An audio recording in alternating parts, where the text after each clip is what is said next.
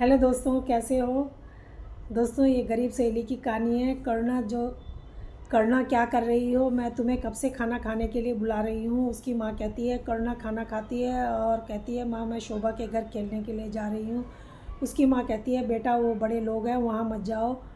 वो कहती है नहीं, वो मेरी बहुत अच्छी सहेली है, उसके घर वाले भी बहुत अच्छे हैं, वो दोनों एक ही स्कूल में पढ़ते होते हैं, एक ही क्लास में थे। वो उसके घर जाती है और शोभा के माता पिता उसे शहर पढ़ने के लिए भेजते हैं। वो अपनी सहेली से मिलने आती है और बताती है शहर पढ़ने के लिए जा रही है, मुझे तुम ज़रूर मिलते रहना, याद करना, हमारी दोस्ती पक्की है। मैं तुमसे मिलने जब भी आऊँगी तुमसे मिलने के लिए ज़रूर आया करूँगी। वो गांव के स्कूल में ही करुणा पढ़ती है। शोभा शहर चली जाती है पढ़ने के लिए। वो वहाँ जाकर डॉक्टर बन जाती है और शोभा अपने गांव की पढ़ाई पूरी करती है और कम पढ़ाई कर पाती है। उसका रिश्ता, उसके पापा का निधन हो जाता है और उसकी माँ बीमार हो जाती है। उसका रिश्ता पक्का हो गया। वो करुणा के घर जाती है और करुणा उसे देखकर रोने लगती है। वो अंदर जाते हैं और शोभा कहती है क्या तू मुझे चाय नहीं पिलाएगी, इसी तरह बाहर दरवाजे पर खड़ा रखेगी। वो कहती है नहीं, अंदर आओ, और उसको अंदर लेके जाती है, चाय बनाती है और दोनों सहेलियां आपस में बातें करते हैं, एक दूसरे के दुख सुख बांटती हैं।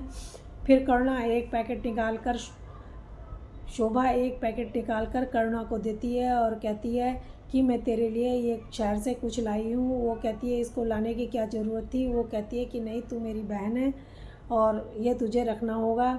इसी तरह दोनों की दोस्ती पक्की रहती है। वो कहती है जीवन के किसी भी मोड़ पर तुझे मेरी ज़रूरत पड़ेगी तो मुझे ज़रूर याद करना, मैं तेरे पास चली आऊँगी। वो फिर अपने शहर चली जाती है। समय बीतता है। शोभा एक लड़का पसंद आता है। वो अपने गांव आती है, अपनी माँ को सब बताती है। शोभा और उसकी माँ उसको लड़के को मिलने के लिए बुलाती है और उस लड़के को देख के उनका रिश्ता पक्का कर देती है। शोभा करुणा के पास जाती है और कहती है मेरी शादी में तू ज़रूर आना। वो कहती है कि माँ बहुत बीमार है, वो चरपाई से उठ नहीं सकती, मैं कैसे आऊँगी, मुझे माफ़ करना बहन। वो कहती है कि नहीं, तुझे आना होगा, किसी को रख ले यहाँ माँ के पास 2-4 दिन के लिए। वो कहती है कि हमारा कोई नहीं जो माँ को देख सके, मैं नहीं आ पाऊँगी।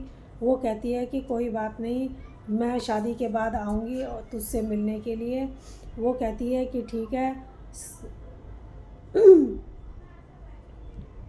उसको उस जब उसकी शादी हो जाती है उसके बाद वो गांव आती है। उसको पता चलता है कि उसकी माँ को मरे हुए 3-4 दिन हो गए हैं। वो उसके घर में, करुणा के घर में जाती है और वो शोभा को देखकर बहुत खुश होती है और करुणा के गले लगकर रोने लगती है। तभी वो उसको दिलासा देती है और कुछ खा लाती है। वो कहती है खाना तो तुझे खाना ही पड़ेगा, तू बहुत कमज़ोर हो गई है। और रात होती है, दोनों सहेलियां सो जाती हैं। वो फिर शोभा अपने घर रात को चली जाती है और सुबह सुबह फिर वापस उसके घर में आ जाती है। फिर इसी तरीके से करुणा को कहती है कि अब मुझे जाना होगा, किसी चीज़ की भी तुझे ज़रूरत होगी तो मुझे याद करना। इसी तरह कई महीने बीत जाते हैं। एक दिन शोभा को अपनी माँ को फ़ोन करती है और हालचाल पूछती है तो उसकी माँ तभी करुणा की ताई आती है और कहती है ताऊ जी ने तेरे लिए लड़का देख रखा है। और वो 2 भाई हैं, उसका एक छोटा भाई है और उसकी एक माँ है। लड़का शहर में नौकरी करता है। वो कहती है कि ठीक है। वो लड़के को नहीं देखती और इजाज़त दे देती है। ताई उसको समझाकर चली जाती है। इतने में उसकी सहेली आती है और करुणा शोभा को बताती है। वो कहती है कि कोई बात नहीं, शादी तो तुझे करनी ही होगी। लड़का वो कहती है लड़का कैसा है। वो कहती है ठीक ही होगा, लड़का तो मैंने देखा नहीं, ताऊ जी ने ही देखा है। तो फिर वो चली जाती है।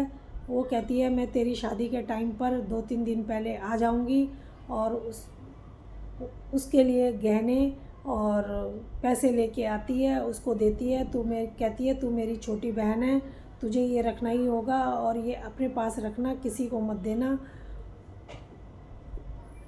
तभी ताऊ जी आ जाते हैं और कहते हैं कि ये तेरी शादी के बाद ये मकान किराए पे दे देंगे, जो कर्जा है वो उतर जाएगा।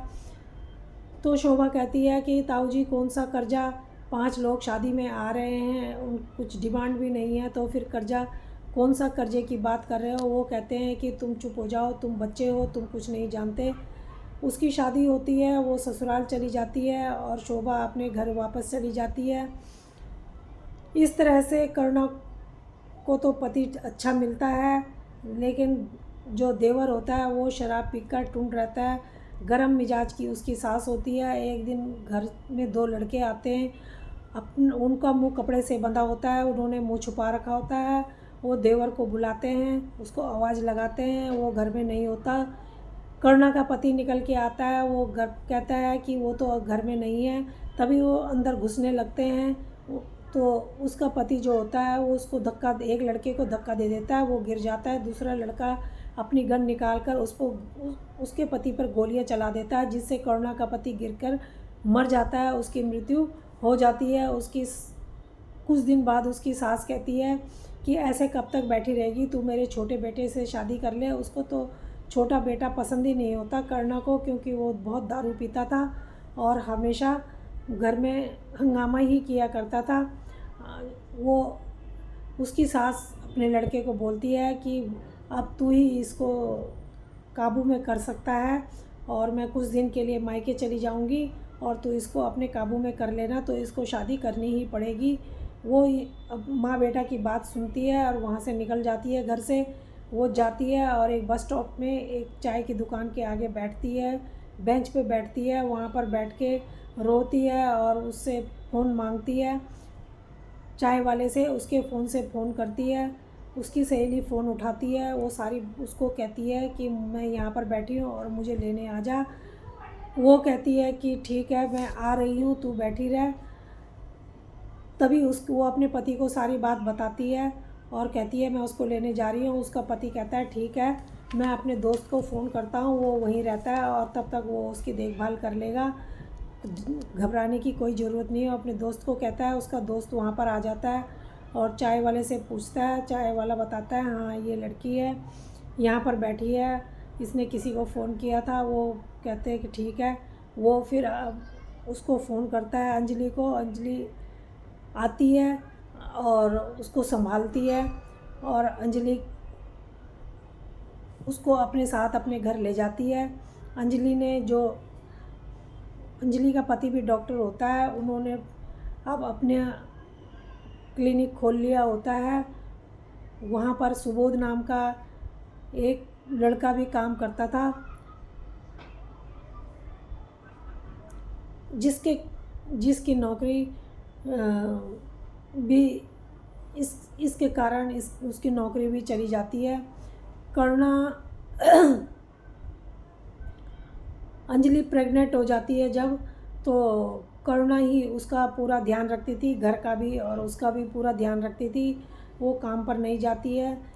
करुणा कहती है अंजलि को कि मैं बहन ऐसे कब तक घर में बैठी रहूं, मेरा दिल नहीं लगता, मुझे भी कहीं काम पर लगा दे। वो उसको अपने हॉस्पिटल ले जाती है। कुछ दिन में ही वो सारा काम समझ लेती है, उसको सुपरवाइज़र का काम सौंप दिया जाता है। वो वहाँ देखभाल करने लगती है। वहाँ पर जब वो देखभाल करने लगती है तो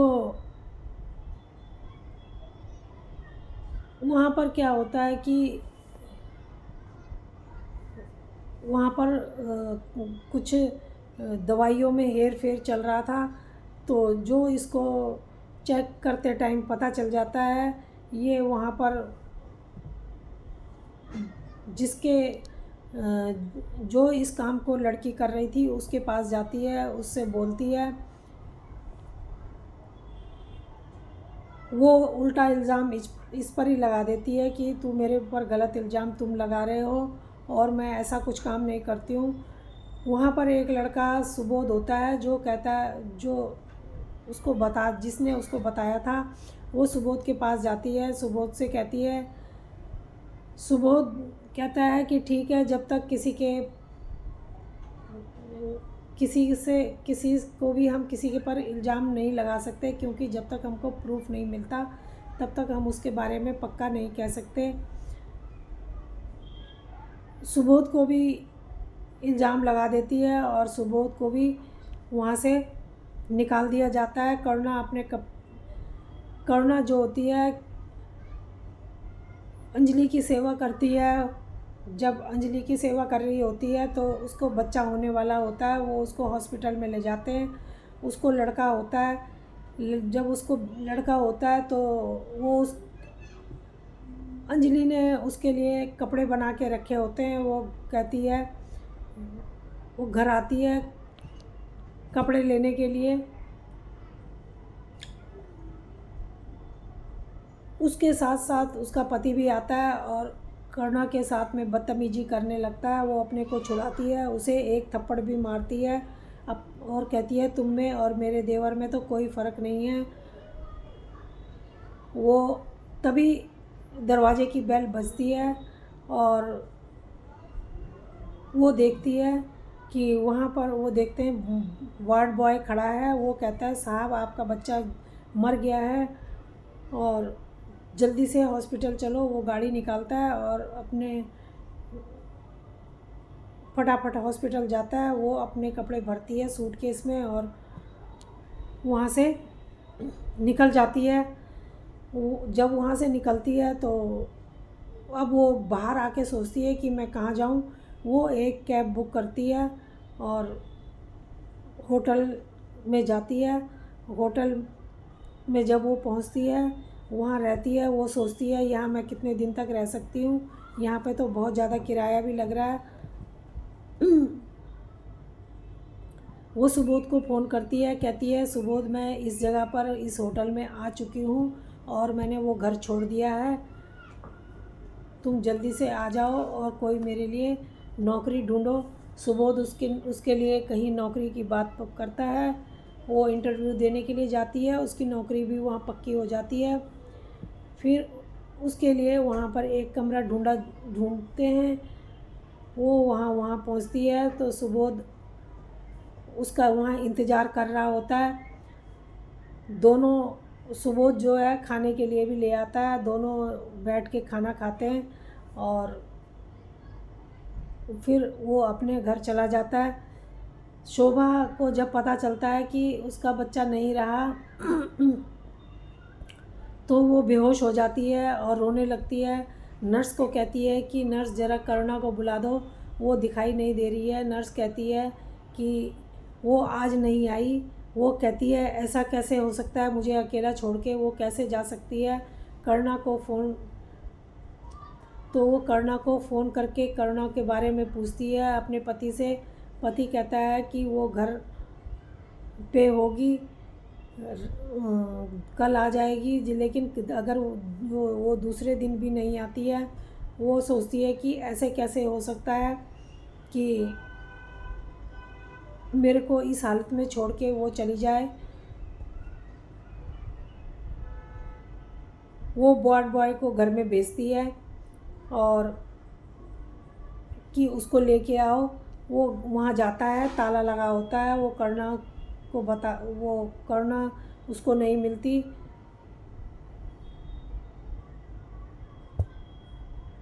दूसरे दिन वो घर आती है, उसको पता चलता है कि करुणा अपना जो सामान है, अपने कपड़े वगैरह हैं, वो लेके वहाँ से चली गई है।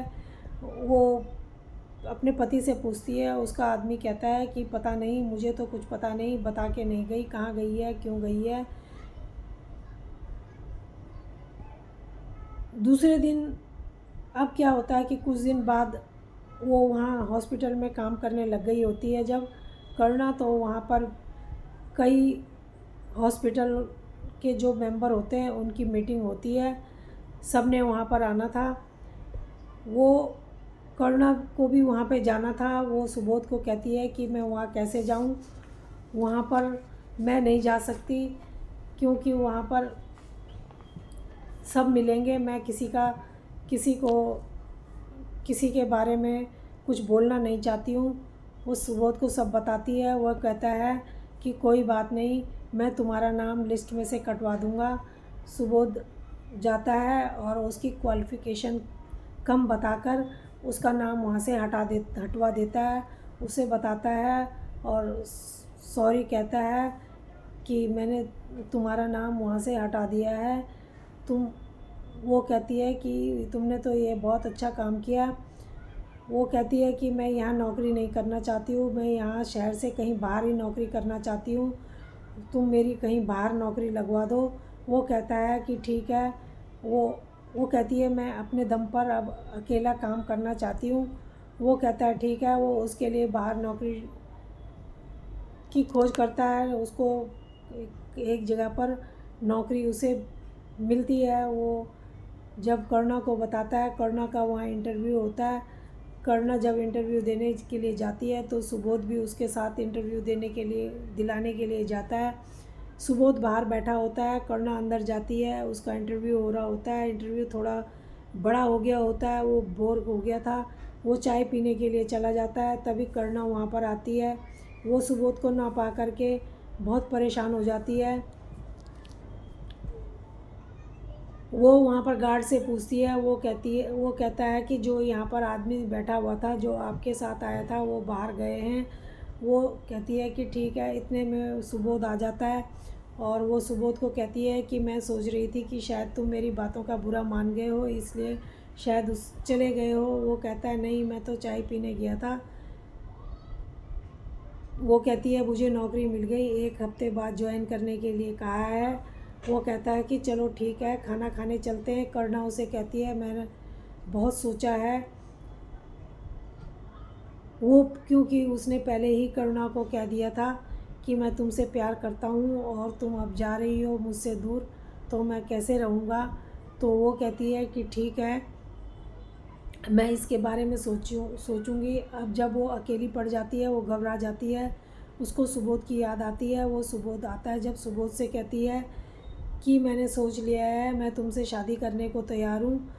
तुम मेरे बारे में सब कुछ जानते हो, मुझे भी अपने बारे में बताओ। वो कहता है कि मेरे बारे में जानने के लिए कुछ भी नहीं है। मेरे माता पिता थे, गांव में रहते थे, अब वो नहीं रहे। अब मैं अकेला हूँ और यहाँ मैं अकेला रहता था और नौकरी कर रहा था। यहाँ पर मुझे तुम मिल गई तो मुझे तुमसे प्यार हो गया। दोनों बस में बैठते हैं, दोनों बहुत खुश थे और आगे उतर के खाना खाते हैं और दूसरे दिन मिलने को कहते हैं, अपने अपने घर चले जाते हैं। वो भी अपने लिए उस शहर में नौकरी ढूंढने लगता है और मकान भी ढूंढने लगता है। मकान भी उसको मिल जाता है और नौकरी भी उसको वहाँ मिल जाती है। अब वो शादी करके नई जगह पर ज़िंदगी की शुरुआत करते हैं। वो कुछ दोस्तों को बुलाते हैं, पार्टी देते हैं, शादी कर लेते हैं।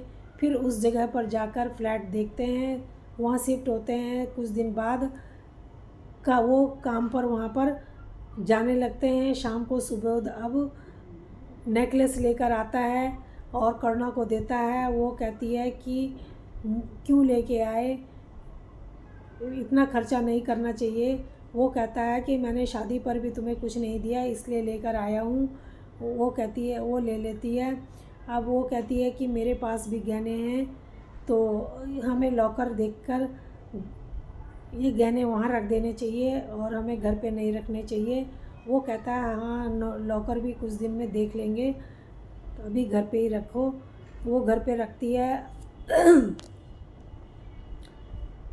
तभी वो लेट आने लगता है कुछ दिन बाद अपने काम से। वो उससे पूछती है तुम लेट क्यों आते हो। वो कहता है कि डॉक्टर के साथ मुझे बैठना पड़ता है, डॉक्टर लेट तक बैठता है तो मुझे भी लेट तक बैठना पड़ता है। वो उसके जहाँ वो काम कर रहा होता है वहाँ एक दिन चली जाती है। वो वहाँ पता करती है तो पता चलता है कि यहाँ कोई लेट तक नहीं बैठता। वो घर में आके सुबोध से पूछती है। वो कहता है कि मुझे डॉक्टर के साथ रहना पड़ता है, जिससे तुमने पूछा था वो मुझे नहीं जानता होगा, इसलिए उसने ऐसा कहा। तो एक दिन वो घर में होती है, एक चिट्ठी आती है, करना पड़ती है, सुबोध की वाइफ की होती है। उसमें लिखा होता है कि दोनों बच्चे तुम्हें बहुत याद करते हैं और कहते हैं कि पापा क्यों नहीं गांव आ रहे हैं। करुणा उसको पढ़कर रोने लगती है और अपना सामान बांधती है और उसको ज्वेलरी देखती है, उसको ज्वेलरी नहीं मिलती है, पैसे भी नहीं मिलते हैं। उसको बहुत धक्का लगता है। वो कहता है, वो सोचती है कि सारी दुनिया ही ऐसी है, मेरे साथ सबने धोखा किया, और वो वहाँ से चली जाती है। वो जब वहाँ से जाती है, एक चिट्ठी लिखती है, अपने हाथ में रखती है, पॉलीथीन में बांधती है, उस पॉलीथीन को अपने हाथ में बांध लेती है और नदी में छलांग लगा देती है। जब उसकी लाश पुलिस वाले देखते हैं, निकालते हैं, तो पेपर में छापते हैं। जब पेपर में छपता है तो लाश एक उनके हाथ में जो खत होता है पॉलीथीन का, वो पॉलीथीन का, उसको पुलिस अपने पास रखे हुए होती है। शोभा को जब पेपर में ये खबर पता चलती है, पेपर पढ़ने से, वो हॉस्पिटल पहुंचती है। वहाँ पुलिस वाले उसको खत देते हैं और जो एक पॉलीथीन में था बंधा हुआ, और पुलिस वाले उसको बताते हैं कि ये उसके हाथ में बंधा था, और उसमें वो जो करुणा होती है वो उसमें अपने जीवन की सारी कहानी लिख देती है। तो दोस्तों, ये कहानी कैसी लगी? अगर अच्छी लगी हो तो प्लीज़ लाइक और सब्सक्राइब ज़रूर करना। धन्यवाद।